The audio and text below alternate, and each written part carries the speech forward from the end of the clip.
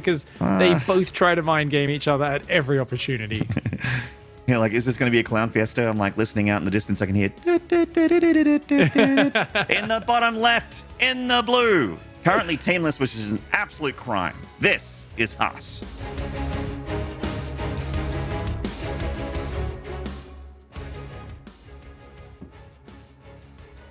And his opponent in the top right, in the red.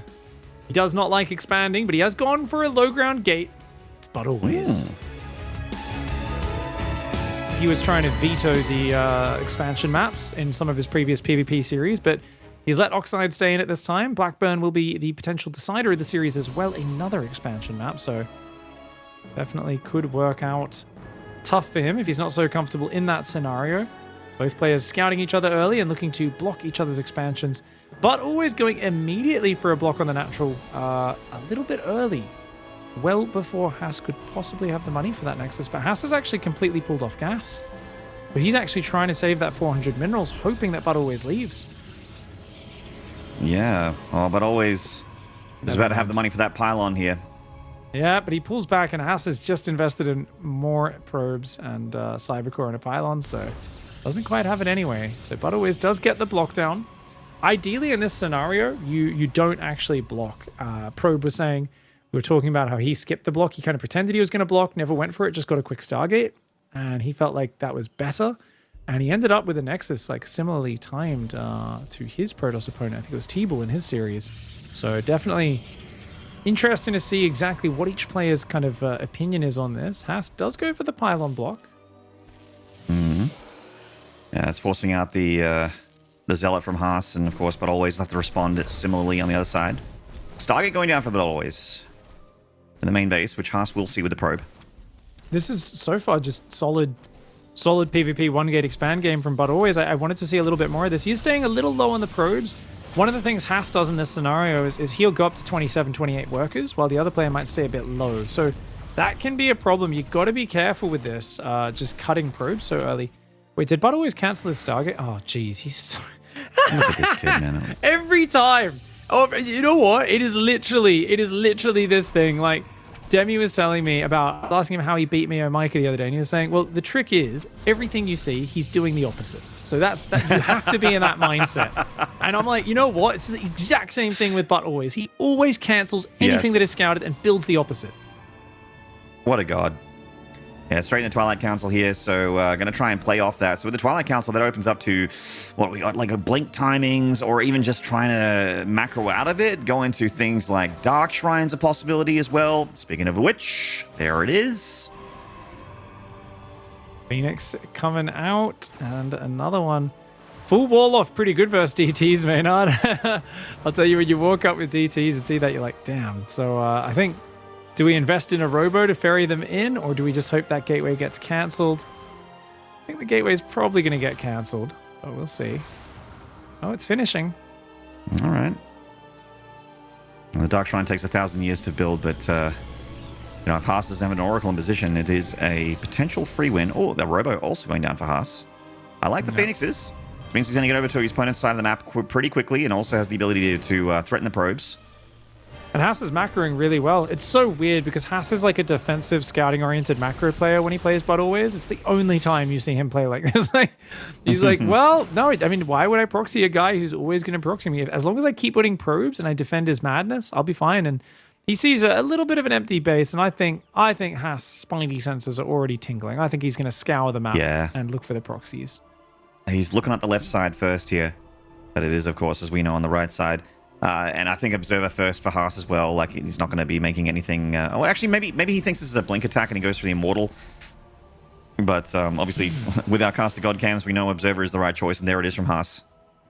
Yeah, I mean, the DTs are coming in, but as soon as you see the gateway wall, surely you don't attack it. You just wait with the DTs. To attack the wall would be absolutely silly. Yeah, you're like, alert, I have DTs. That's what you're saying. There it is. Okay. That's a mistake. Yep. Does lose the DT. I mean, I guess if he doesn't have any detection, but you know he's a Stargate already, so yeah, I don't like that move from ButAlways, but he also is walled in at home. Down a few probes, though. Haas is just getting ahead on economy, adding Forge, adding Twilight. Haas is playing a good macro game. Mm-hmm. Yeah, both players are going to have to macro their ways out of this. ButAlways obviously being the more cheekier player here, trying to hide tech, and he's killing his own gateway, the DT, to let him back in. Well, this was a crazy move with this door because he's hoping to catch the Phoenix out there, but now he's not at home to defend. So, oh my god, and the meta Oracle, he brings an Oracle in with the Phoenix here. Oh no, devastating. And just lifts up the Stalkers as they try to pick off the Oracle. That Oracle has, what, like 12, 13 kills? The Phoenix is getting the rest. I mean, finally the Oracle does go down, but the Phoenixes get out of there, and that was brutal. Haas is so far ahead. That is such a random Oracle, by the way. Like, when I saw him building that, I was like, you're already going Phoenix. He's going to have Blink Stalkers everywhere. Like, what? And I was like, oh, I guess you just hide it and bring it in later and it kills a Mineral Line, right? Like, because people aren't worried about an Oracle after Phoenix. In this case, I was not expecting him to pick up the only Stalkers at home after ButAlways has already just blinked out on the map. ButAlways really just not having any patience in this series. And you can see Haas is shifting gears as a player away from his identity. ButAlways is just sticking with, I have one speed, one gear, go. I got to attack. I got to attack. I cannot defend. I cannot sit back. And I cannot simply progress to the next step. He's never looking for board progression. He's always looking to get his queen into the middle of his opponent's pieces. And yeah, sometimes it pays off, but sometimes you just lose your queen and you're way behind. And that is the case here in this game. ButAlways definitely way behind. Haas going towards Blink himself and knocking down his own gateway to get out the front. And he's got these Immortals, which ButAlways can just not engage this army. It's too powerful. There's Phoenix just hanging out in the back. Triple Immortal, Blink +1, Prism on the way as well. I think Haas knows he's far enough ahead. He can probably just make Stalkers non-stop from here. Go for a big +1 timing. I mean, he might take a third as well, but doesn't really need to probe it up. I don't see how ButAlways ever gets an extra base and even gets a probe there. He's so annoying. And more damage coming in.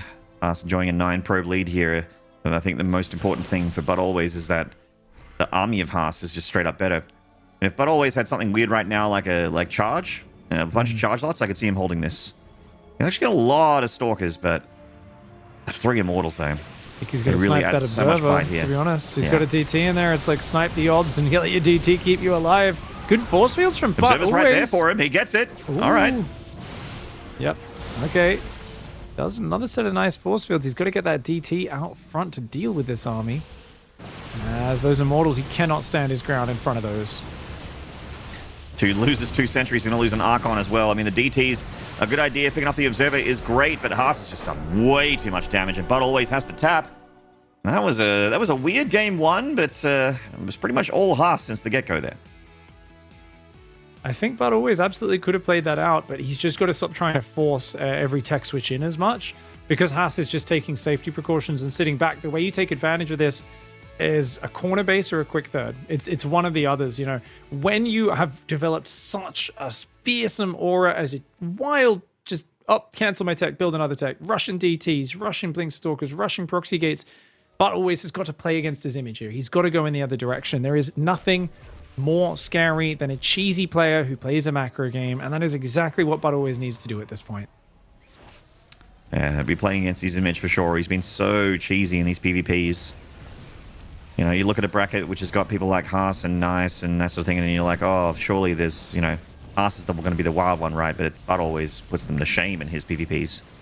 And this was brutal. This was kind of game right here. Like, the game continued for a few more minutes, but that move from Haas with the random Oracle, like you mentioned, it really crippled ButAlways. And ButAlways could not get back up after that knockdown. Even if it was just Phoenix, to blink his Stalkers out like that, he was like saying, I don't want to defend these Phoenix. I want to catch them, you know? I want to kill them all on the map. Like, but it's just so crazy when you've got like 7 Stalkers as your combined total anti-air and 5 of them just leave the base. I'm like, what? You know, it's a real crazy choice. I mean, that's part of what makes ButAlways so intimidating, though, is because he makes these wild, crazy decisions, and he doesn't really have that fear. So I think if he can show a little bit more flexibility, shift it up, play against that expectation, he's still got a shot in this series. Yeah, I mean, he's incredibly hard to pin down, and his wildness is possibly his key to victory. But if Haas can keep up with him, then it's unfortunately going to turn around and be a weakness rather than a boon. Well, we're going to take a short break. When we return, Haas versus ButAlways continues. Do not go away. We'll see you then.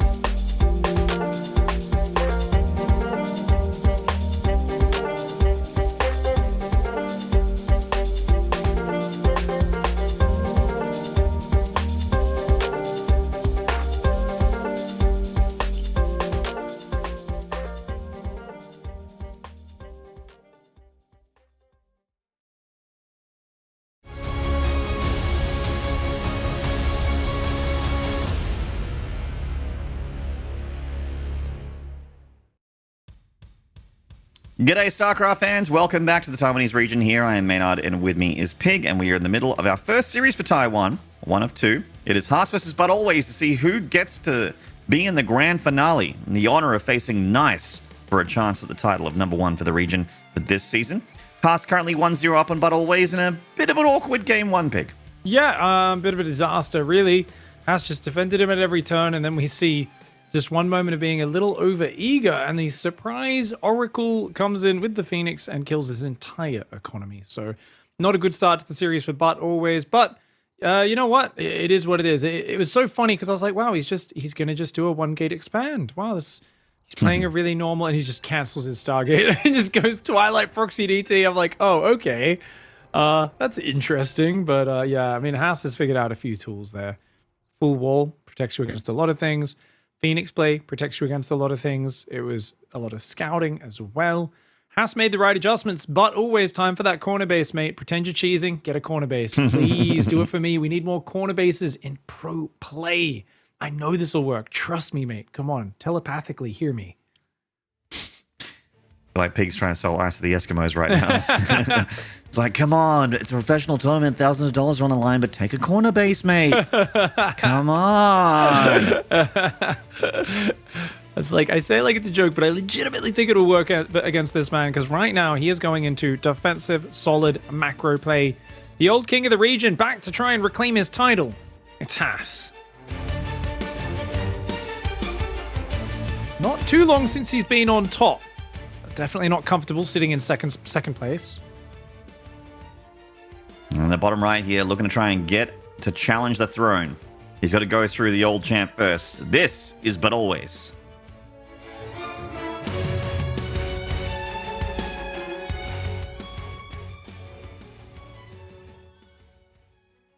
Just high ground gates and double gas for both players. Haas has on occasion gone for a gate expand, but he usually was doing that in their previous series off a gas first. He'd go gas, gate on the high ground, into a nexus on the low ground, then a cyber core.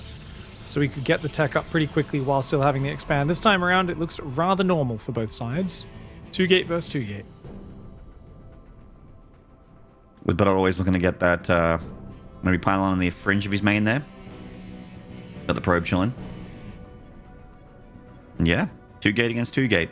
The most regular Protoss opener, and there's that extra pylon for ButAlways. So it does not look like ButAlways is proxying, at least not just yet.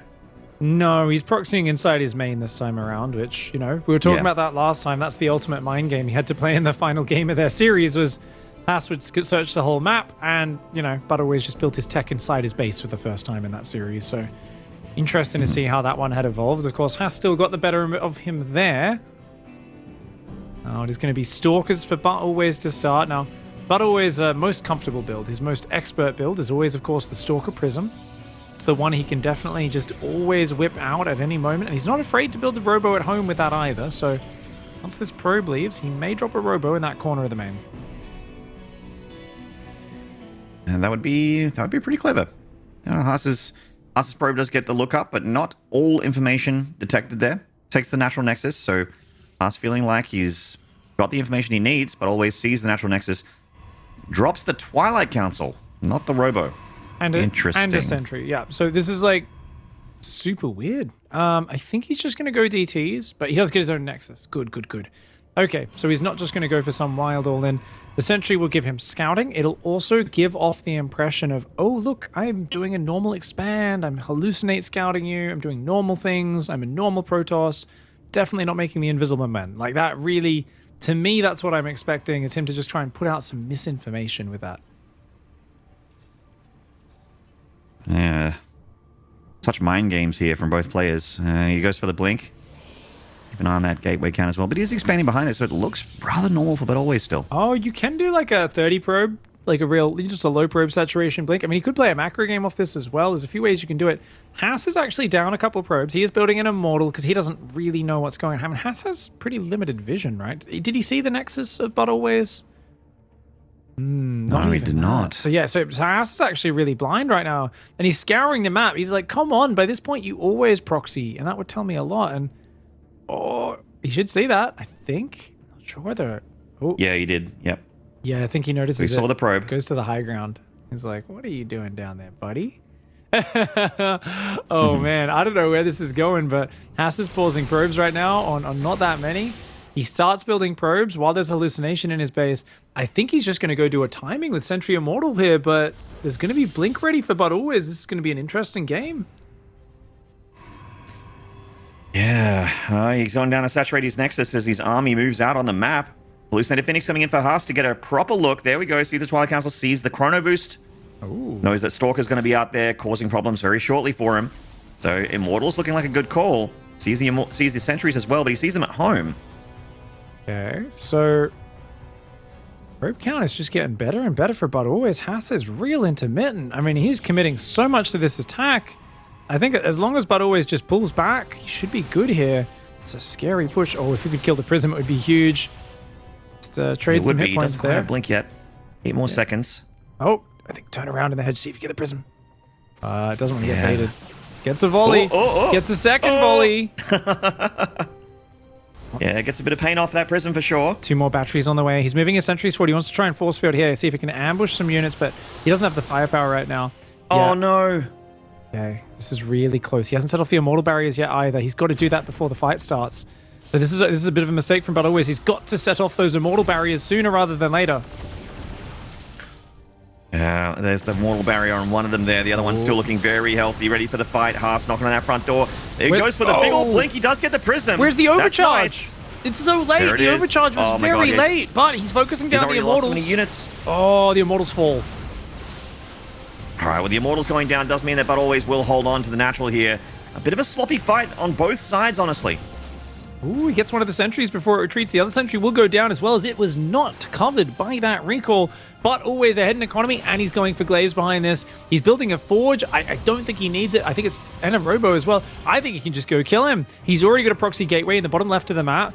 He can make a ton of Glaive adapts. I think ButAlways is just going to swamp him with this. Haas is way behind. This was a much better play from ButAlways. You know, really sitting back a little bit and letting Haas come to him.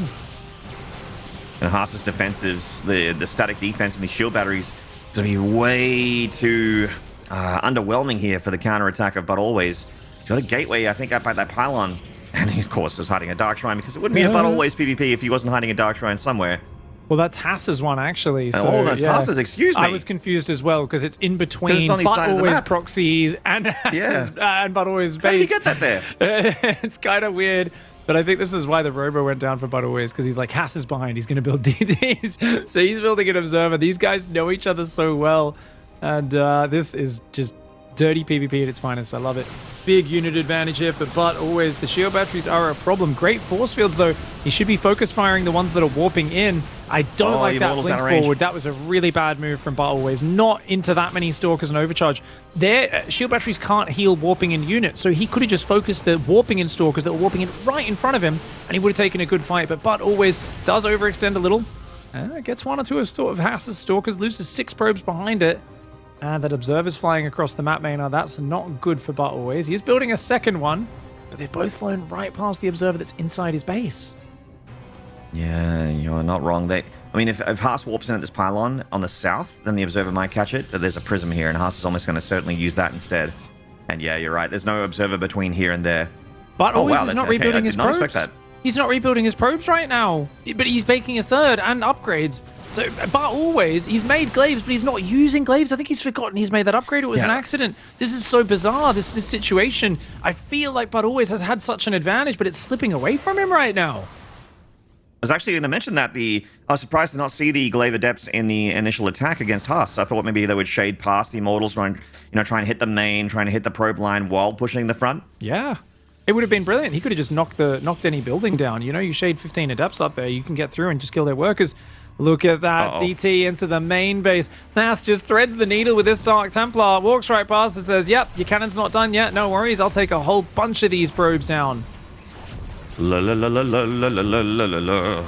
That is 6 probes, 7. Gosh, just goes down. And ButAlways is not rebuilding probes. Oh, he is now, but it took him so long to start rebuilding probes before that. He was sitting on 37 probes. So ButAlways is going in 2 different directions. He cancels his third, and now he says, screw it, I'm going all in. But before that, it really looked like he was trying to commit to a macro game. He does have +1. He's still got a giant army. Is this going to be enough? Haas has a lot of shield batteries. On third Nexus is a bold move. The worst case scenario can cancel that, though. And ButAlways has got a good Stalker Ball, but Haas has got a bit more of a complicated army here. He's got DT, Sentry's ability to drop the Guardian Shield, and the Immortal advantage. Yeah. This is going to be a very hard... And a knock-on now. And now ButAlways goes back to probing, but he's cancelled his third. He can't make up his mind. ButAlways is panicking in this game. You know, he had a massive advantage after the first hold, but he just has not been able to make up his mind about what he wants to do in the follow-up. Yeah, just maybe a bit of jitters here, knowing that the series matters a whole lot. First series of the day as well, but unfortunately, now this is the losers bracket one. The loser here unceremoniously is discharged from the tournament. Yeah. There is no more series for them. So he's got to really shape up here. Every game matters. Every game, especially when you're down 0-1. And I mean, he's played such a good early game. But for me, it just feels like he's not heading in any one direction, right? He's going for disruptors and +2, but he's not probing. So he's doing kind of investments in a long game, but he's not building workers. So it seems very confused to me a little bit. And I think ButAlways has just got to find a clear direction and focus on that one thing. And disruptors are not a bad idea, but he's going to have to now rebuild the third from scratch. Still sitting at not quite 2 base saturation, only 37 workers. Haas has got a massive economic lead, and it's growing with every second that goes by. Yeah, Haas is just continuing to roll out of control here. There are some advantages for ButAlways, like you mentioned. The disruptors are something that has the potential to come back for him. He's got +2 a lot faster as well, so maybe there's a window where he has +2 for a little bit, and maybe it's a couple units down, but he wins the fight after the disruptors clean up. Just trying to paint a picture here where there's a scenario that ButAlways actually wins a fight, potentially wins the game. But at the moment, it is not looking good, not going to lie. Cannon getting focused down, but the Observer's here anyway, and the Cannon survives. ButAlways trying to hold up this high ground area and commit to a push at the third. He's ahead on Seems upgrades. like a tough nut to crack. He's ahead on upgrades. He's got the disruptors. Like he was so ahead earlier that he's not really behind an army just yet. But every second that goes by, it's gonna head in that direction, right? The scale's starting to tilt about now, especially with 6 shield batteries wedged in the mineral line, even blocking a lot of his own mining. Haas gets quite a few Stalkers trapped out front. Adept's tanking, Immortal's doing a lot of damage. Got to focus down that battery overcharge, does ButAlways. And the Nova gets picked off there from Haas. The Immortals from ButAlways putting in some sick firepower, especially when +2 finishes. Those things going to be erasing Stalkers, but the Archon's here. And if Haas can get up to charge, his army becomes so much better than ButAlways, as long as he can dodge those Disruptor Novas or pick them off. Oh, Immortals in the open. Awkward SimCity here. Oh, man, the Immortals and the Disruptor out there getting target fired and focused down by Haas. Damn. And when those units go away, Haas's army can fight, especially next to those shield batteries. It's a lot of Stalkers for ButAlways, though. The numbers are still very scary. It's the shield battery bank that maybe will keep Haas alive here. ButAlways, remember, is still down 15 workers. He is just so far behind on economy. He's got more disruptors rallying out, but they're not here yet. One of them is here. One more has just popped out and is making its way across the map. He is non-stop chrono boosting it. He can pick away. He's got to be efficient here, does ButAlways. But, you know, when you're mining this much less, it's definitely scary. He's way up on army supply, though. Those Stalkers can continue to pick good fights. Still lots of shield batteries. Haas needs to just keep building Stalkers and keep blinking them back to the batteries. That is his only chance. He's got to try and survive till charge, yeah. I mean, there's a lot of things that Haas needs to do, but buy more time is definitely there, and ButAlways is not giving it to him. Oh, he takes down the overcharged shield battery as well, so that utility is gone now for Haas. Yeah, that was really brutal. Really, really nice from ButAlways, and the Disruptor was looking for an angle there coming in from the low ground. They're going to join up. It feels like ButAlways, he is going to use that Stalker advantage. It felt like he took a while to get here, but now that he has position, we're getting to see just how good his caliber of micro and play is. He's got this high ground. He's just holding between. He's saying, okay, don't want to fight too long in range of those shield batteries. Just let these units get picked apart little by little. I'd like to see him maybe put a few Stalkers in that natural mineral line just to really put the pressure on Haas to come up and fight him. And he's starting to do that now. Haas goes for the big blink forward. I mean, damned if he does, and damned if he doesn't, because he's got to make something happen here, and that was not it from Haas. That ain't it, son. GG. ButAlways gets a point on the board and ties it up. A fantastic early game, a shaky mid-game, but he stabilizes in the end and he does end up closing it out. I was worried there because I was like, man, this is such a good situation. And when you let one of those slip away, it really can break your mentality. So ButAlways, I think that is the most important thing, is that he managed to stabilize, used his disruptors as stalk as well, managed to hang on despite the DT shenanigans from Haas. He can breathe, a sigh of relief. The series is tied up. It's essentially a best of 3 at this point. It certainly is. Both players showing that they can beat each other here, and both players also playing a very weird series so far. There's been mistakes on both sides. I like Haas really had the upper hand there in that game. The Disruptors, man, Disruptors are so good, and ButAlways' his army, the upgrade lead, all those things turned things around into his advantage. Obviously, you know, having 20 more...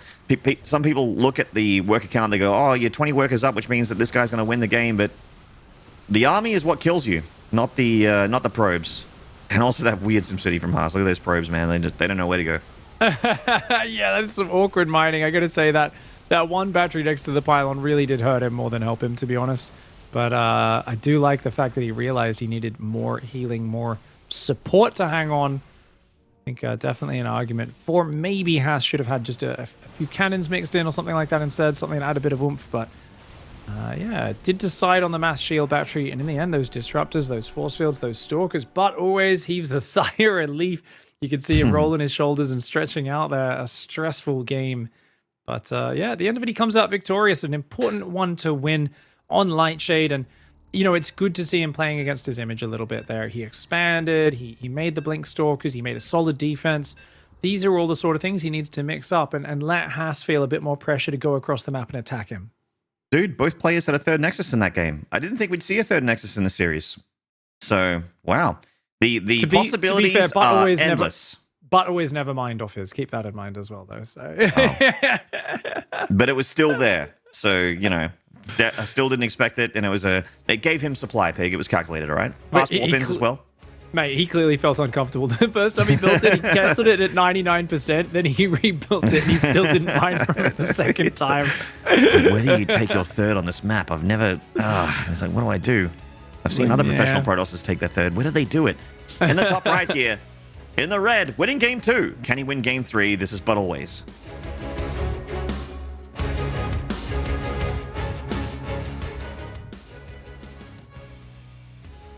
And his opponent in the bottom left side, he is one of the most famed Protoss players. He's the one that everyone has a nightmare of facing in the bracket. It's Haas.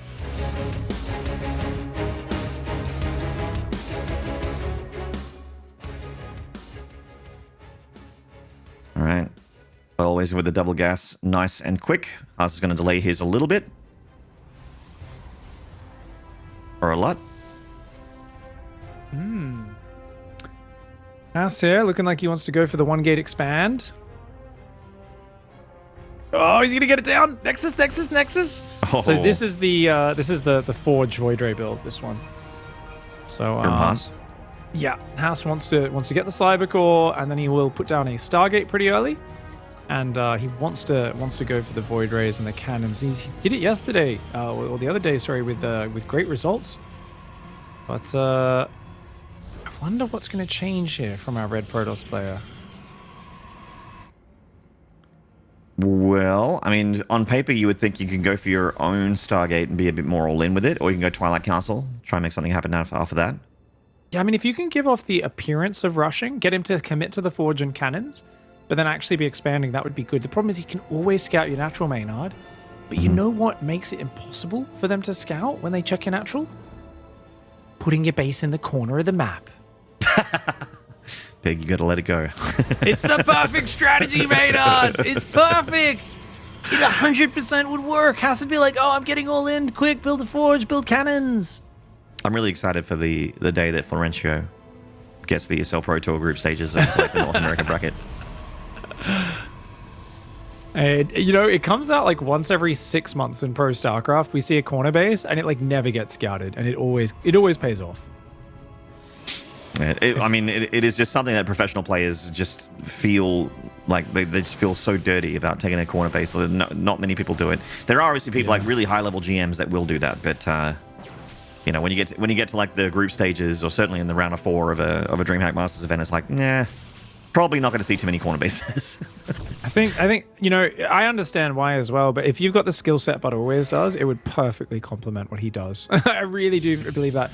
Look at this scout. The moment the Nexus goes down, so he can just cancel that cannon at home. Haas has been super duper safe here. Now he sees the Nexus, he really, I don't think should bother committing to it. I mean, maybe he lets the cannon finish, but as long as he chronos probes nonstop, because Haas here has a much faster expand. But I like the way ButAlways did this. He said, look, my Nexus is not going to be as quick, but I will keep building probes the whole time on one base. So notice that ButAlways has a probe advantage even though his base is slower. Yeah. But he'll only end up about 2-3 probes behind, I think. Somewhere about that. Yeah, with the slower base. He does get rid of the Adept at the front door there for Haas. A little bit of damage for ButAlways, but of course, we do have Haas nice and safe here with that Void Ray in the Forge, keeping his natural very locked down tight, tighter than a snare drum. Okay, Robo Bay for ButAlways. With the Prism. Interdasting. Are we going to see Prism Disruptor? Or something like that. Yeah, I wouldn't mind a Disruptor drop is actually super sick in PvP, especially if you get an Observer to spot for it. And Haas is going Forge. Haas is doing the most defensive play of all time. So he's got the pylon there for Adept Warpins. Interestingly, he does build another Void Ray. I think we'll just see a Robo next for Haas and really build up very slowly. To give him Void Ray Charge Lot? Oh my god. I think he might be going Void Ray Charge Lot, Maynard. What a madman. This guy. This is just like this region is just that box of chocolates from Forrest Gump. It really is. Yeah.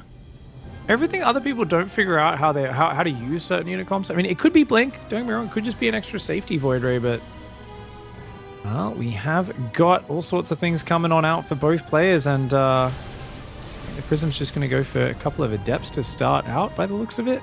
Drop it into that main base. Yeah, not a bad way to start. And love the early ferry. It's so nice because it's so surprising at such an early timing. Certainly is. The Void Ray showing up and going for those Adepts who are going to shade and finish into the natural, but that's where the cannons are, and also the defensive Adepts of Haas. You get 4 probes. That's nice damage for 2 Adepts, but the Prism mainly is what ButAlways wants to keep alive here, so that he can continue to threaten Haas. Wait, did he not use the Robo Bay for anything? No, he didn't. Did it get cancelled? It may have been cancelled. Yes. Because there's a Robo Bay up in... Okay. ButAlways definitely made a Robo Bay. He started building one. Does Haas still see it there, I wonder? I wonder if Haas thinks it's still in there. Let's check his vision. Sorry. Thank you, Insano, for being such an amazing observer. Yeah, he still thinks it's there. But he doesn't because he's really smart and he knows he's playing ButAlways, so he knows he cancels every tech structure that he makes. So, okay. Counterattack here from Haas, but this one's going to go even worse than ButAlways' attack. Yeah. Gets 2 probes. No, this is actually so fascinating because this is just going to a blink first blink macro game, Maynard. ButAlways is down 5 workers, but he's got stalkers here that are like punishing the third of Haas, can pick up the pylon at the very least. This is really cool. We are going to see a big blink versus blink 3-base action-packed map. And I don't know who wins here. I have no idea. It's like similar upgrades, similar composition, similar economy. I would say Haas has a slight advantage in economy, but his Void Rays aren't really going to help too much in the later stages. I am excited. He's 4 Adepts on the right side. I think that Shay's going to finish. He's going to try and go for the sentries here. Gets one. Sacrifices the sentries to kind of lock the Adepts in with them and say, well, at least you don't kill probes. Swaps in 2 more sentries. Says, yeah, you got some gas, but you know what? It's not the end of the world. Better than losing all my workers. ButAlways cut workers right now. He says, no, I will not mine off that 3rd base, Maynard. I told you you don't want to see a 3rd next. 2 workers. That's all I'll give you just because you want to see it so much, Maynard. Oh, man. I mean, I don't necessarily want to see a pig. I'm happy with 1 base games. It's just that I didn't think we were going to see it. That was all. This Prism coming in here. Yeah. Second game to crack 730. It's going to happen. It's going to go for that ramp. Does he have any sentries? Just 1. Oh, he's got two rallying in, actually. So that's a couple of force fields on the ramp. This could be big. Oh. Certainly could, but ButAlways is in the main, and Haas is going to be locked out. Obviously, has the ability to recall. Is there enough energy on the main? Yes, there is. He's going for the recall, and half of his units, actually more than half of his units, the Void Rays are here as well. There goes Haas with the Pro Pool, prismatically alignment on the Void Rays. Goes for the Prism, he takes it down. ButAlways can still blink out, but he's taking a lot of damage here. Yeah, I mean, he's killing quite a few probes, but those Void Rays. Those Void Rays are such a problem, right? Oh, man. Great hold from Haas. He loses 8 probes, but he does take a big army advantage. Yeah, ButAlways, 8 probes is good damage, but losing as many stalkers as probes getting killed is brutal. That's so expensive. And Haas has taken a bit of an advantage in this game here. Certainly in army size, his army's a lot better than ButAlways is at the moment. Worker counts around the same. They're both at 3 bases, obviously. And ButAlways, look, he's saturating a pig. It's a 3rd base. It's actually mining.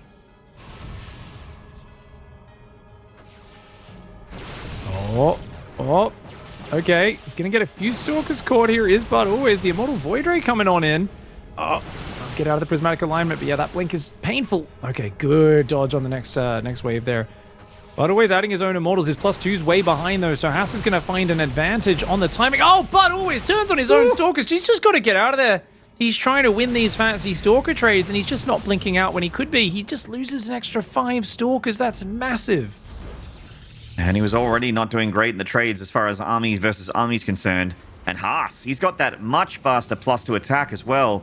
And charge. Oh man, things looking good for Haas here. He's starting to shark around the middle of the map, looking for an angle on ButAlways as he starts +3 immediately. Yeah, charge coming in as well. I really feel like that is Haas' best upgrade. Charge, he's so good with charge. How weird is it to see Haas ahead on upgrades, by the way, and economy, like all game long.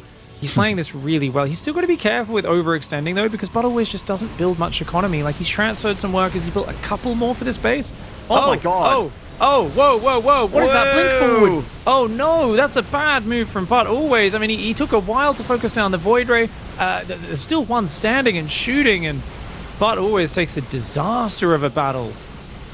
Yeah, I mean, I get it. The Immortal's scary and all, but at the expense of your whole army. Yeah, looks like he's going to just hold on here, but the Pro Pool is kind of, this is crippling him as far as the, the mid to late game's concerned. He just doesn't have an economy anymore. Damn, man. Oh, okay, those Stalkers just fighting over there, but yeah, it's too much damage. Too much damage. Good micro in the tail end of it. Just that blink forward was absolute insanity.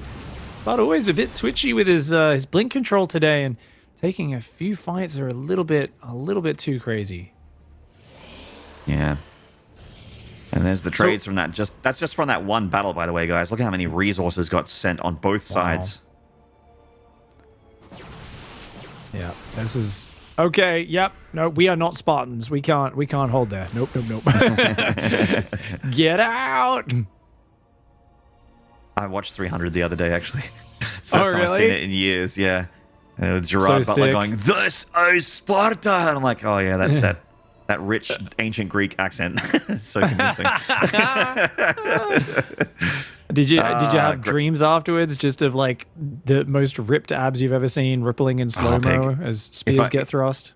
If I did dream, it would be all the StarCraft commentators with just like wearing nothing but loincloths and red capes with giant pecs and washboard abs.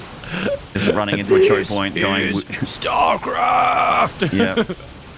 And it's like, we're holding a cliff pass called the Dead Game Pass, and we sit there, and we will not let haters come into our video game and into our esports. Don't you feel like Tasteless would be Leonidas and Artosis? Oh, he's like in the middle of one of his rage things would be like the guy who like betrays them. This is the worst game ever. Oh, the follow-up attack here from Haas. Just to talk about the game real quick, guys. This is kind of what we expected the next 30 seconds to a minute to be. Is Haas capitalizing on the massive advantage and just having way too much of it always to hold on to. No static shield batteries for him here. The Immortal too late to the party. Yeah, power overwhelming, attack overwhelming, and Haas takes the victory, putting himself on match point in the series.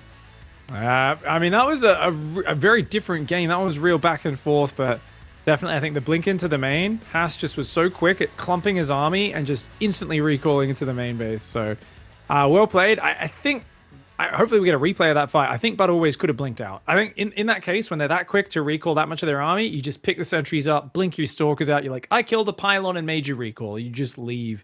Because those Void Rays were so powerful in so many of these fights. Yeah.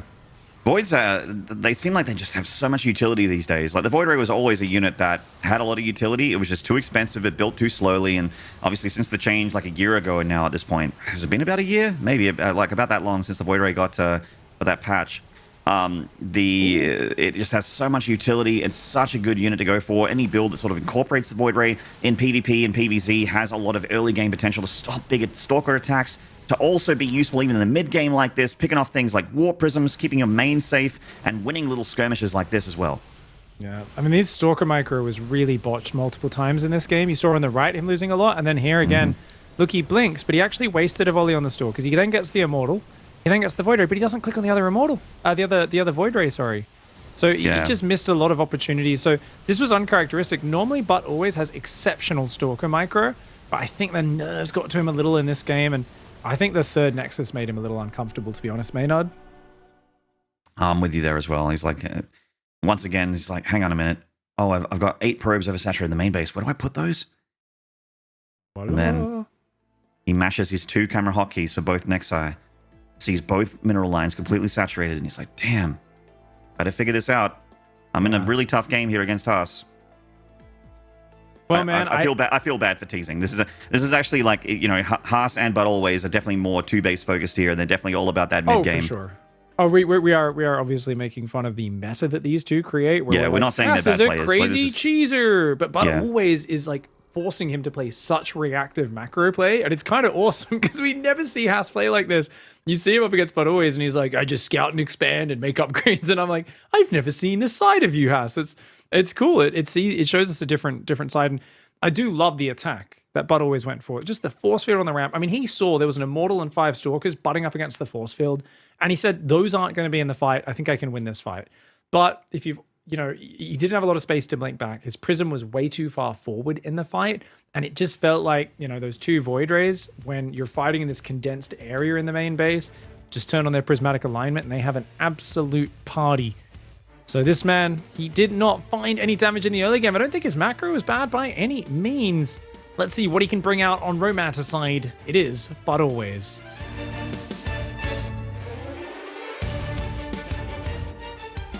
And in the bottom right here, currently on match point in the blue, in the bottom right of Romanticide, it's your boy, it's Haas.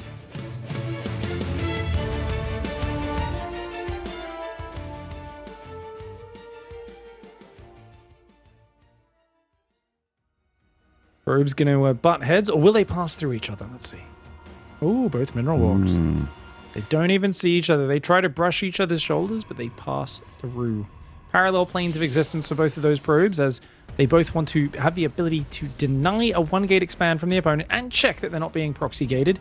Both of them big options. ButAlways goes straight to block the expansion, as he's worried about that super quick one. Haas just comes into the main and says, yeah, kind of expecting this, but I wanted to be sure. It is indeed a 2-gate opening. For both players here, as the cyber core goes down for Haas that 1 or 2 seconds earlier. But yeah, in all seriousness, this is the mirrored builds from both players here.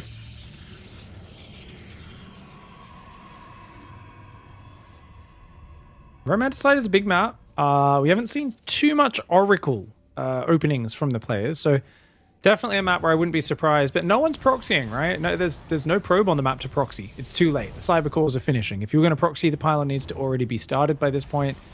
So it's looking like rather standard openings, and I mean, I said ButAlways needs to show that he can expand, and sure, do cheeky things, do a glaive adapt timing on 2-base. Just, you know, throw something wild out of it. I don't mind. I just think doing it off a Nexus really complicates the matter for Haas. That being said, Haas has been navigating it pretty well so far. And they both are opening 2 Stalkers. So rather safe, solid play. It looks like they're both going to sacrifice their probes by hanging around a while. Okay, no, Haas gets out of there just in time. And ButAlways just going to get trapped inside the base. Haas actually builds a shield battery blocking his own wall to keep that probe trapped in here. A nice little back and forth. So guaranteed probe kill. Nicely done. And then as soon as the probe dies, drops the Stargate in the main base, this Haas. The plus side of that pylon for ButAlways is not only, or rather for Haas, is that he's not only blocking ButAlways' units and probes from going out in the map, is that he gets to see what comes out the gateways. And ButAlways is actually hiding a Robo back here.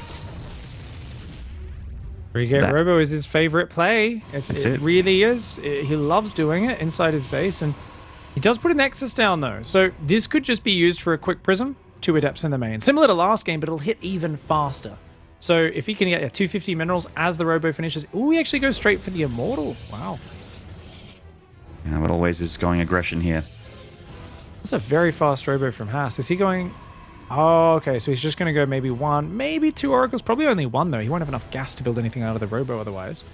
And then he'll go into Immortals to kind of cover him on the ground against any sort of Blink Stalker shenanigans. So yeah, rather solid build. The Pylon does get spotted, which is a very good scout for ButAlways.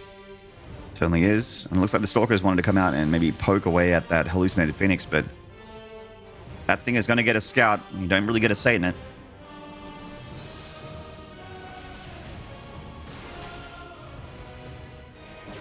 Extra gateway on the way for ButAlways. Has not built any probes in a little bit. I think that Prism is an attacking Prism. Oh, yeah. Zest does this a lot on this map. Just like, nope, Robo 3-gate, go! It's not a bad way of playing. It really is a quite powerful one. He does see that coming. Stalker sentries in the main. That's pretty clear, though. You got to be concerned as Haas. Immortal starts up immediately. He's like, oh, Yeah. okay. And a battery. Do you chrono probes here as ButAlways, or do you still commit? It looks like he wants to still commit. Of course he does. It's ButAlways. I don't know. I think he's got to be torn. He likes attacking, but he also likes doing the thing that he's not shown what he's doing. And this time it's very, very clear what he's up to. The Oracle might actually even beat that Stalker. 2 probes and a Stalker kill would be pretty epic there. The Stalker does pull back towards the battery. Oracle has to disengage for Haas. Haas Immortal is almost out. He's got 2 shield batteries, a Void Ray on the way to help boost up his defense. ButAlways has some of the best Prism Micro in the game. He is so good at recycling his units, saving them, keeping them alive for long periods of time. Let's see if he can make magic happen, because that is a lot of healing energy, and in a defensive Immortal is going to be a game changer. I actually also like the Zealots here from Haas as well. Even though they don't have charge, they have that frontline tanking potential against the Immortal. Force field's coming down from ButAlways, actually separating the Immortal from the pack. And walks forward into the shield battery range, though, and keeps that Immortal up and running very healthy. Oh, no, the Void Ray, Haas! Whoa! Oh, losing the Void Ray. What a mistake from Haas. Oh, no. And remember, that was his second power unit. He's only got 1 Immortal in here, and it's trapped. Wow, these force fields are actually zoning it, allowing him to engage. The Immortal's not fighting. He's trapped in a cage behind the force field. Nothing's dying for ButAlways. He's just picking up everything and saving it. Battery overcharge is gone. Their healing is gone. He goes in and focus fires the Immortal. ButAlways with a decisive attack. He's not going to go out quietly. Oh, but the Zealots are closing. The probes very tanky, Maynard. There's still a few Stalkers alive here for Haas. He's trying desperately to hold on. And he's got a Prism coming out to try and help him with some micro on the front door because he does not have Blink or anything like that. The Oracle coming in for some of these softened up units, actually being a bit of a factor in this fight, killing a few more Stalkers, and the Prism gets ejected while Haas loses 7 probes. This is completely playable for him at this point. Yeah, ButAlways does some damage. He can just continue to micro forwards. He's got to have something for the Oracle, though. He just used all his warp-ins on the front. I don't think he left a Stalker at home. ButAlways natural might be wide open. That Oracle might just win the game. Oh, good job. He has a battery. Yeah. That's smart. He's well prepared. Yeah, this is actually good now. ButAlways can just trade however he wants. Oh, Run. Yeah, Void Ray spells no. The big cross sign here on the natural, ButAlways is Prism play.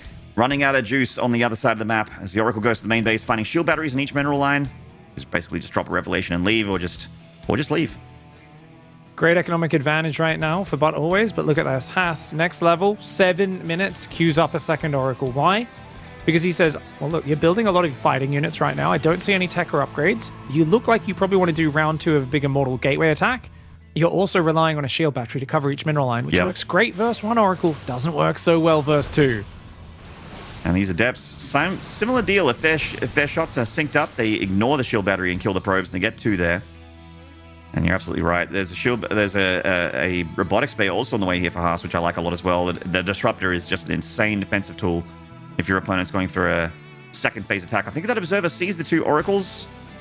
He was paying super close attention. Hopefully it does. Yes. Very important scout for ButAlways. Just at this point you go, okay, Stalkers in the mineral lines at all times. Do not let these Oracles find damage. And Stalker's ready for it. Ooh. Great damage. Yeah, gets a lot of hit points off of that 1 Oracle there on the outside, and now he can just keep everything locked in tight in the mineral line. Main starting to get mined out, ButAlways forced to take a 3rd base. Haas, same deal on his side of the map. Haas just made 2 forges, Maynard. Hell yeah. He's got Robo-made double forge. How sick is... Oh, dude, his Zealots in Zealot vs. Zealot are going to kill. They're going to be so good.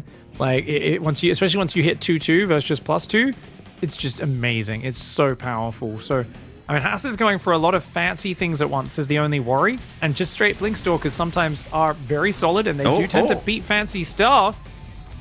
Oh, the Oracle getting picked off there. Nicely done for ButAlways. Now his shield battery is all he needs again. Oh, Stasis Ward going to say hello to 4 Stalkers. Oh. Okay. Yeah, I mean, those upgrades, that's an interesting call from Haas here. Robobay goes down for ButAlways as well. Good response. We'll only get 1 probe trapped. That's perfectly acceptable there for ButAlways. Now he can continue to concentrate on... Oh, another Stasis trap on the natural, though. Mind game from Haas. that one's a bit better. There we go. How annoying. But always is about to have blink. Should be able to snap that Oracle in a second here. Still no forge for him, ButAlways. So takes a third, but hasn't built a lot of probes for it. Forge is very late. And yeah, it definitely seems like he's eager to do something. He does not want to sit back. He does not like playing for the upgrades in the long game. ButAlways wants to make things happen. He wants to make them happen now. Yeah, he is a... there's a Protoss player named Patience, who's famously one of the least patient Protosses in the world, but always puts him to shame. Yeah, ButAlways is absolutely in the same vein as Patience. Yeah, he would run into the room and kick the tiger in the crotch, it just to see what happens. That is kind of his style of PvP. He's it's like, guys, non-stop. there's a tiger in there. Jeff the legend. And 1-1 is done for Haas now, so his gateway unit's just got a nice old power spike. The Immortals as well, actually. Yeah, in an Immortal versus Immortal battle, that 1-1 is quite tasty. Twilight Council now on the way for Haas. Super late, but he's got 1-1 already. He actually is like, oh, I need that to start 2-2, don't I? And these Adepts are being active. The Oracle was annoying. He's really keeping ButAlways pinned, and ButAlways, as we saw in that earlier Lightshade game, ButAlways doesn't really like to build probes or upgrades. So if you can just keep him back with small harassment, he simply falls far behind. Even without this damage he was behind, but 9 more probes on top of it. ButAlways is in a bit of trouble. The longer these games go, the more and more it feels like Haas is just going to pull ahead. He's adding cannons and batteries. He's got more Immortals and Stalkers on the way. Oh, nice snipe on the Prism. Yeah, one less thorn on each side. As this Oracle comes back from the war zone on the other side of the map there, trying to get anything done, but always is natural. Getting back to making stasis wards, expecting this attack to kick in. It is on the way here for ButAlways. And yeah, ButAlways is in very, very similar respects to Haas, but just doing it a little bit earlier. Really keen to just cut probes, like just stop probing and just make units at a pretty early phase in the game. A lot earlier than a lot of other Protosses in this matchup. And a lot of army is good. It allows you to take forward positions, but I don't like it on this map because on this map, it's so hard to push in. There are batteries and cannons on both of these bases, which Haas can fall back to. He sees this coming in. I mean, you get a stasis trap. It's not nothing, but it's also not a lot. You've got basically mass Blinkstalker. The Void Ray Immortal is going to be so hard to deal with there. And we're going to be shooting Novas up to the high ground here, while Haas shooting him down at ButAlways. It's going to be about the disruptor connections here and the blink control. Good micro so far by Haas. He's just buying time. I mean, I think Haas has got to focus a little bit more on unit production. He can't just exaggerate the upgrades and the probes. But zoning disruptors, not a bad idea. He's just going to make sure he does not lose all of his disruptors. That's the one way ButAlways could get way ahead here. The thing is, so ButAlways has like a soft contain, but he's just doing nothing with it in terms of no like fourth base. And why would you? You've got no forge, you've got no upgrades, no second robo. For me, I look at this and I see the sand trickling out of the hourglass. I know ButAlways has spectacular micro, so I know it's not over. But I do know that it's getting worse for him as time goes by. And he has supply, and that seems good. But the more upgrades that kick in, the more economy that rolls over, the more cannons and batteries are there, the more insurance Haas has. Even if he makes a mistake, I don't see him just instantly dying to the counterattack unless he makes a huge mistake. Yeah, Haas is about to be up 3 upgrades here, approaching 4 upgrades on ButAlways. The Disruptors don't care about your upgrades, but the fighting units, the Stalkers, the Immortals, they definitely do. Oracle coming in for another Revelation, and it's really hard to win Disruptor Blink versus Disruptor Wars when you're up against a guy that can reveal your units.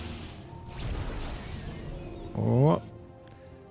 I mean, ButAlways' supply looks pretty good, but DTs are about to force him all in here in Maynard. There is just no detection at home. He does not have any of these extra insurance things because he plays on such a budget. He's got so many Stalkers, but they are so much worse than the 2-1 Stalkers of Haas. ButAlways just recalled his Disruptors. Oh my god, that connection, massive. ButAlways not paying attention. He was looking at his defense against the DT. He's recalled his Disruptors, so now his army on the front door really sucks. Yeah, Haas is playing him like a book. This shows that Haas caliber. This series really does. Haas is just adapting. He is playing turtle PvP with small tactical harassment. Like, this is not what his forte is, but he's playing the opponent. He is completely adapting. He is showing his flexibility. And this is what StarCraft is all about. You cannot just be a specialist in only one thing. The best players, the most storied players, the longest reigning champions, they change to who their opponents is. They find their opponent's weak spot. They leverage their own strengths. And when necessary, they completely go into a completely new style of StarCraft. And that's exactly what Haas has done this series. His advantages are growing more and more. These Stalkers are just going to get out of there. He's got Blink DTs. He's got double disruptor production. He has a 4th base entrenched with cannon battery.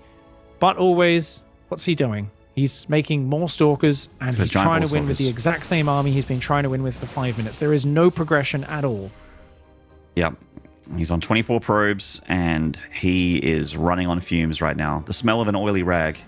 There's not much left in this tank for ButAlways. He's got disruptors still. A lot of disruptors, but... I think Haas still needs to stay at the cannons. Oh my god! Oh my god! Oh my god! Oh my god! The brutality! ButAlways with this catch! Are you kidding me here? Oh my god, he actually catches him with the middle about this. More disruptors behind it though! Oh my god! Stop! Oh my god, he's walking into Haas's fists. He takes a kick to the head and disruptor to the Stalker Ball. This is absolutely insane. I mean, there's 3 immortals, there's cannons, there's batteries, but disruptor shots are still landing here for ButAlways. He's got more of them. How is this happening? ButAlways' disruptor connections are as good as you could possibly hope for. He's losing everything at home. Oh, the DTs. Oh man. Wow. This is Invisible insane. Man's I think the Invisible Man's been the MVP of the night. Oh, absolutely. I think, you know, we've finally truly joined Oceania, rest of Asia with Hong Kong, Macau, Japan, and Taiwan, because we are finally getting to see just this is the Dark Templar region, the Mr. Templar Invisible Man special Happy Time show with we're just happy observers alongside you guys at this point. This is a fantastic opportunity to watch some different StarCraft. And, you know, to me, I see ButAlways change his style. He changed the way I wanted him to change it in terms of playing macro games and expands. But he just clearly doesn't have any practice, I think, transitioning into the late mid game. ButAlways frustrated with himself there, and Haas with a little bit of a grin, and no doubt a